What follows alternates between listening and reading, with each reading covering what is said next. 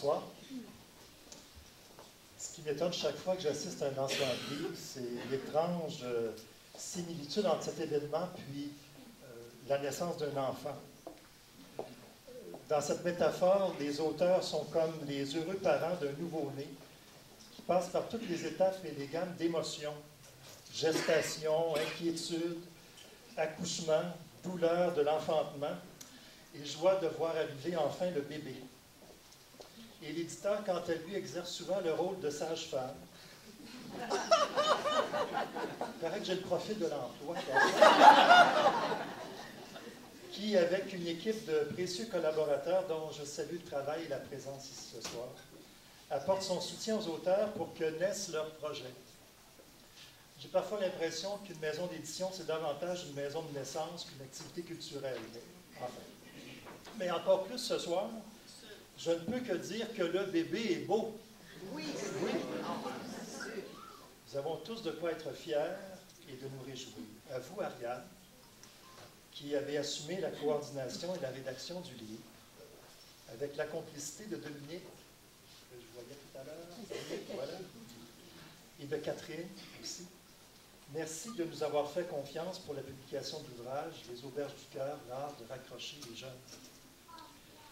Bayard Canada est mieux connu pour ses publications s'adressant à la jeunesse et surtout par nos magazines Poppy, Pomme d'Api, J'aime lire, Les Explorateurs, Les Débrouillards rejoignent environ 100 000 lecteurs au Québec chaque mois.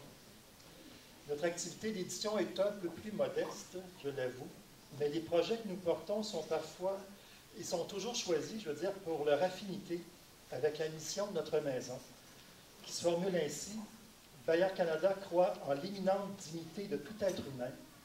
Par ses publications, elle veut participer à la promotion, à la formation et à la défense de la personne dans toutes ses dimensions, individuelles et sociales, matérielles et spirituelles.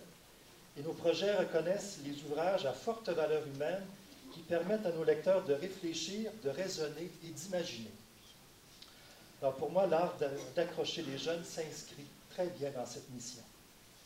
Le texte sensible d'Ariane Aymon, les magnifiques photos de Dominique Lafont ne sont pas au service d'un projet racoleur ou d'une très belle brochure corporative.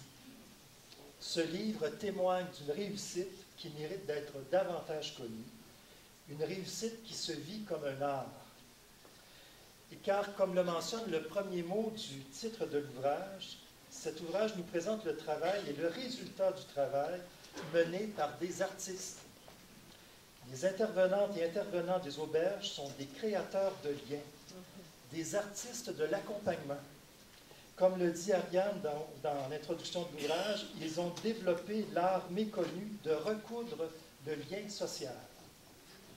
À mon avis, ils ont également développé le talent d'être avec, de marcher avec, de vivre avec des jeunes en détresse comme de véritables compagnes et compagnons, de leur bien-être, soucieux de leur bien-être, de leur sécurité et surtout de leur avenir.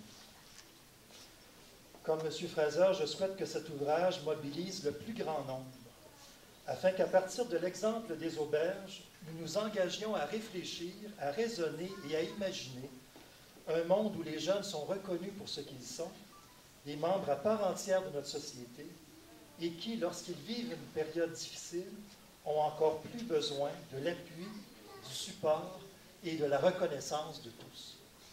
Merci.